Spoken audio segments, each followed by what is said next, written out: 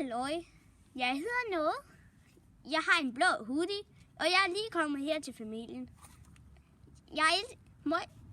Jeg har åbenbart fået en hund, der hedder Molly. Hun elsker åbenbart at bide i mig. Halløj! Nå, hun prøver nok at dræbe mig igen, men det går altid godt. Halløj! Se, hun bliver altid bange, når jeg siger halløj. Det vidste jeg faktisk ikke. Og jeg kan rigtig godt lide min hoodie. Jeg kan både tage hætten af. Det tager bare lige 2 sekunder. Og så kan jeg også tage den på, og jeg har verdens største ører. Og min næse, den er brun.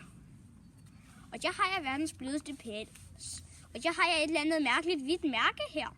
Det ved jeg ikke, hvad er. Så har jeg... Nå, men... Og jeg hedder... Forresten, så sagde jeg jo...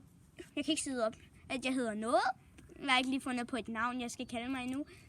Nå, og så skal jeg lege med Molly senere. Se, der er Molly. Halløj.